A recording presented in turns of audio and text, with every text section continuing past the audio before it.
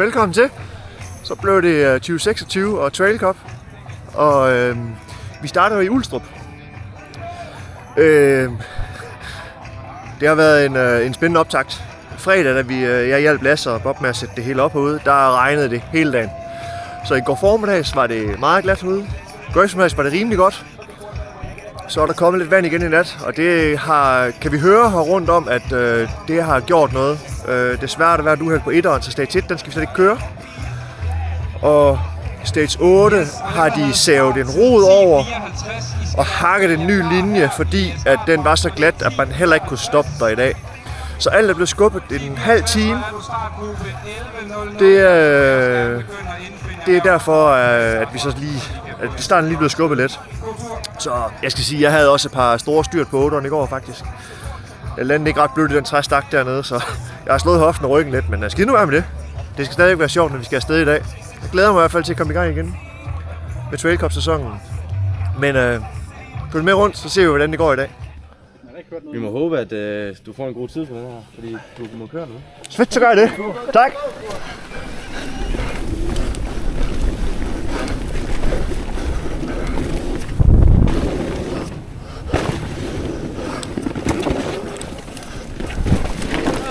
Så røg jeg pedalen.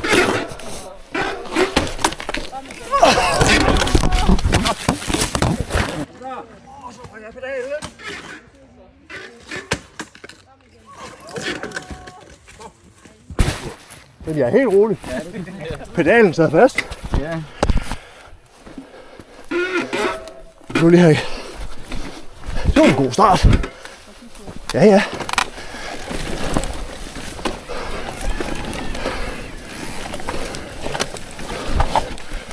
Det er smattet.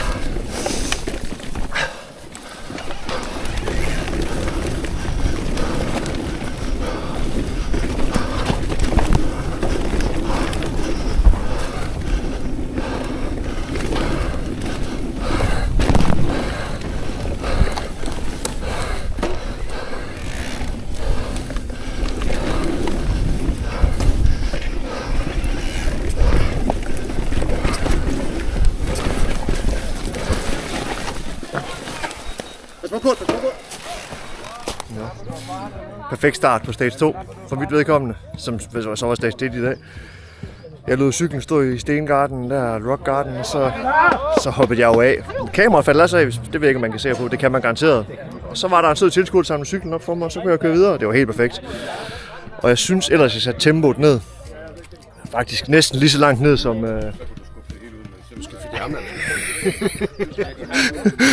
Nej, det bliver pisse godt nu. Nu var jeg væltet, så vælter jeg forhåbentlig ikke mere. Jeg håber ikke. Jeg er lidt glat herude i dag. Det er lidt glat. Ja, jeg er klar. Tak.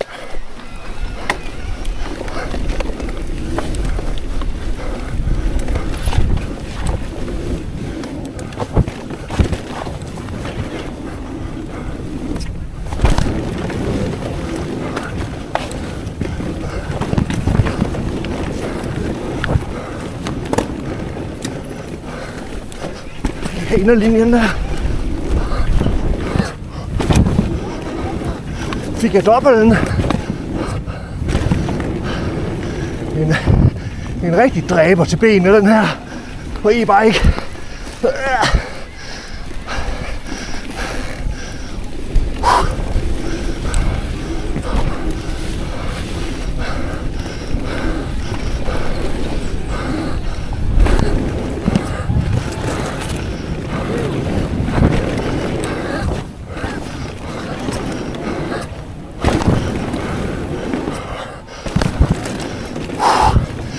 Helvede, den vil slå mig ihjel.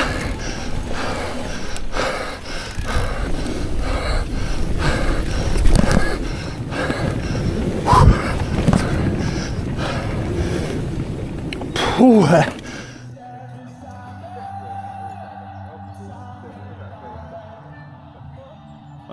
Tak skal du have. Det var bare hjulspænd til at starte med. Og så er det den første af de blinde her. Stage 4. Og det er bare smat. Kan vi holde den deroppe? Nej, kunne vi ikke. Ikke. Skal have hovedet med igen.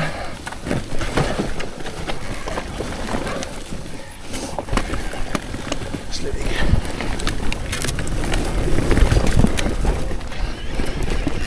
Sådan så.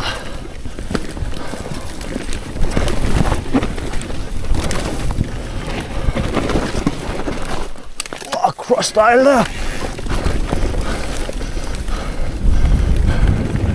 Så er det nakken. Jeg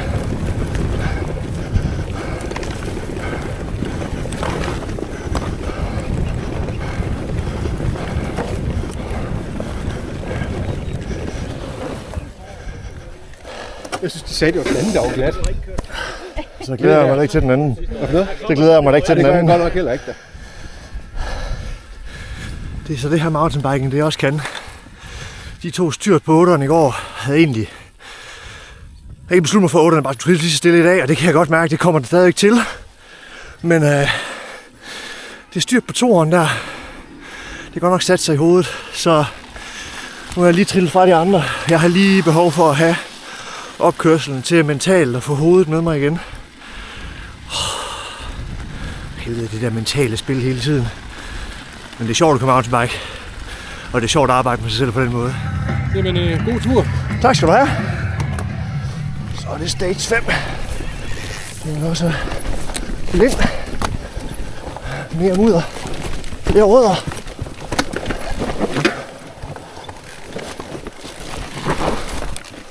Og det kan man da sige her.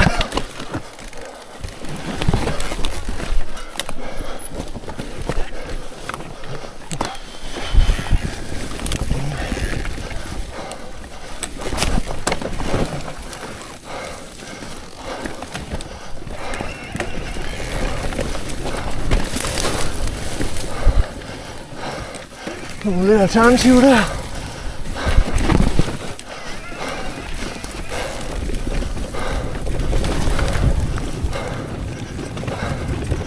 Slap af. Ja.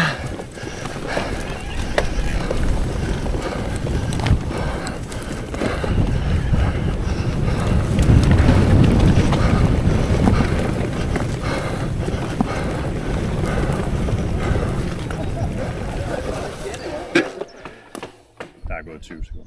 Fedt, så ser jeg. Og vi er på stage 6. Og det her er vi lige deroppe over. Og dernede.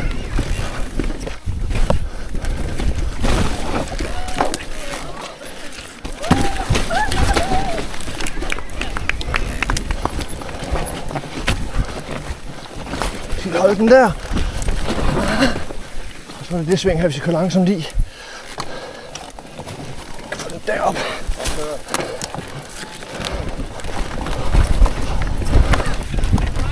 Lortesving.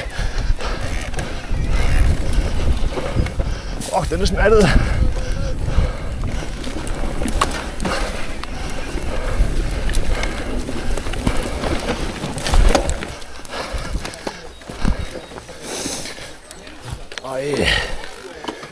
Og vi kommer til e-bike station. Den er blevet lavet om. Og nu er vi mudder på over det hele også. Ja. Den er blevet fjernet en nedkørsel og en opkørsel, så den svære stenopkørsel den er blevet taget af. Så nu skal vi ned, og så skal vi op ad den lille stenmur, og så kommer der noget snørklet, noget af det om, som jeg altid er uvenner med. Det ser vi med os her i dag. Nu ser vi, hvordan det går. Jeg tror, der er klar til det, når du er. Jeg prøver. God tur. Tak. Og tager vi den lige stille her, for jeg kan se, at de andre de skøjtede rundt, og så jeg blev i pedalerne.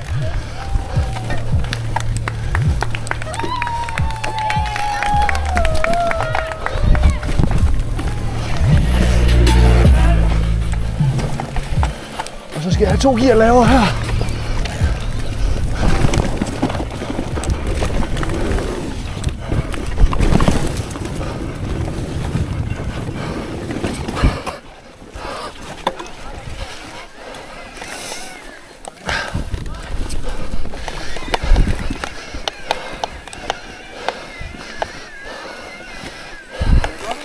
Tak så.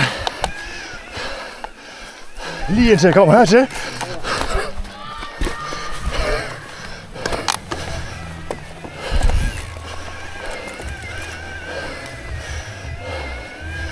Stille og roligt, Kurt.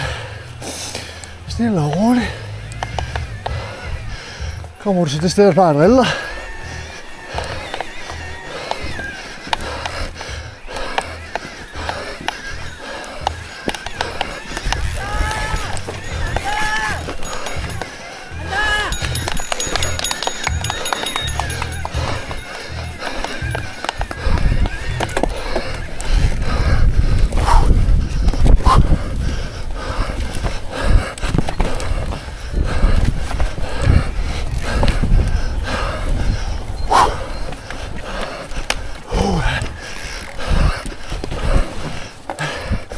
Ikke for bredt.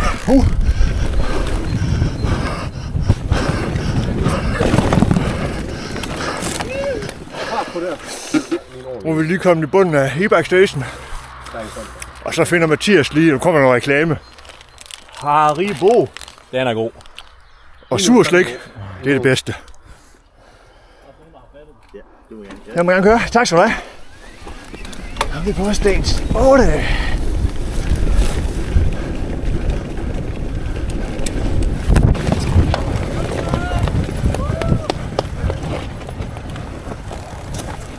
Så er den skulle lige indenom der. For at komme i det tørre.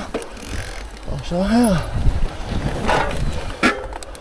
Den her, det der, jeg har det ikke godt med i dag. Og sat sig i hovedet af mig. Så det bliver bare lige overlevelse dertil. Perfekt.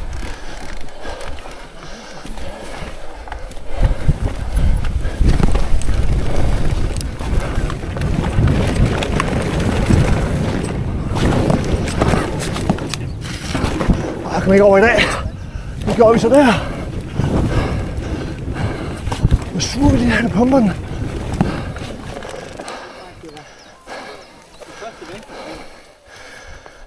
Når man kommer ind på det style der, den fucker mig lidt. Ja. Og så kommer jeg ellers op og laver en fin endo. Den her, den sad stadigvæk lidt i hovedet. Det kunne man godt se på det midterste stykke. Men det gik. Jeg væltede ikke. Det var positivt. Tak skal du have. Tak. Det er stage 9. Det er den der.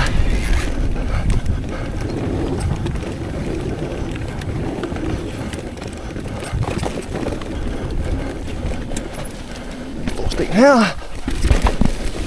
Og så vil jeg gerne op her. Vi kan sende den ned. Der var godt gear jeg var i der.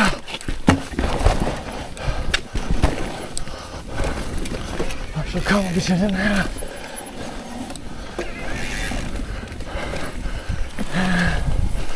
Det var sgu ikke så slemt i dag, heldigvis. Så kan vi lige sætte den der.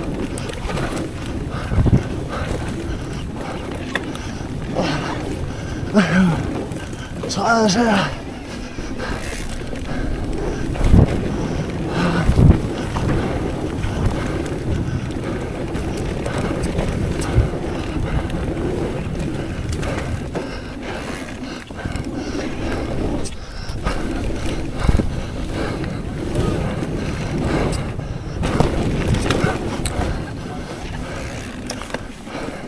Men værsgo.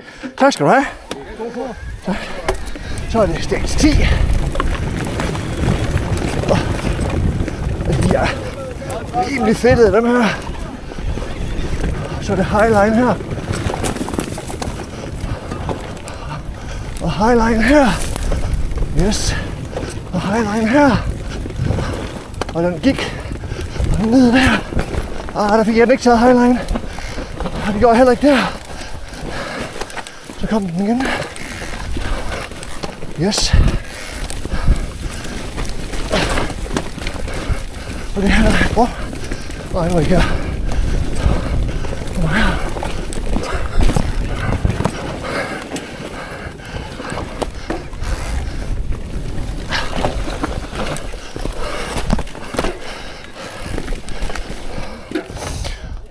Er det godt nu? Må jeg godt køre nu? Det synes jeg. Jamen ved du hvad, så prøver vi. God tur. Tak. På stage 11.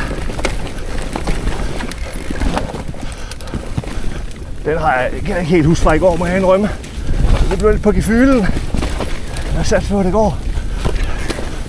Der vil jeg gerne deroppe i hvert fald, det kom jeg. Og her vil jeg gerne have en insider. Ned i den der igen. Og der var min mave. I er stadigvæk med.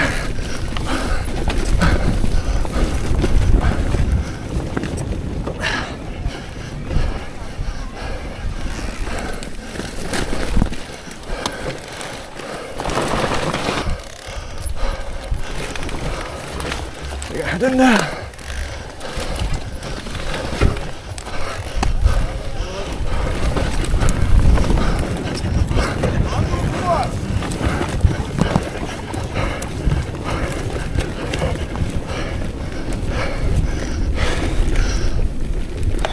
En armbøjning. Min mave. Nej. Nu. Jeg håber, man kan se den armbøjning på kameraet. Min pedal, den fangede den rod. Nej. Jamen, jeg kan ikke lide det nordjyden. Nå, Kurt, så er det gas. Du kører bare, man kan sammen. Jamen, ved du hvad, så kører jeg. Stage 12. Sidste stage i dag. Så har vi lige den her. Den var ikke nem at holde.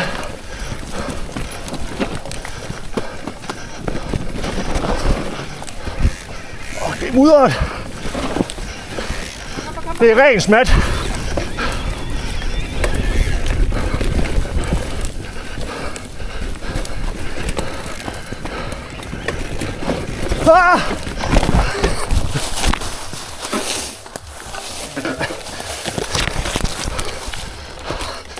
Så slip nu.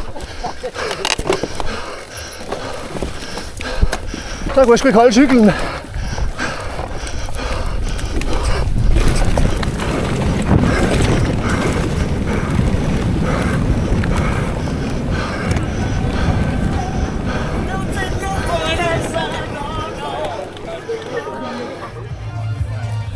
Nå, det var Trail Cup Ulstrup.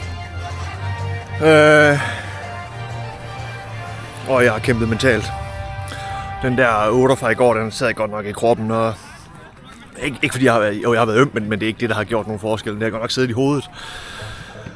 Kæmpe utrolig meget. Da jeg så vælter på toeren, gjorde det bestemt ikke bedre. Så som jeg sagde der, mellem stage 4 og stage 5, der var jeg lige ude og sunde mig lidt. Og lige lave nogle øvelser til hovedet.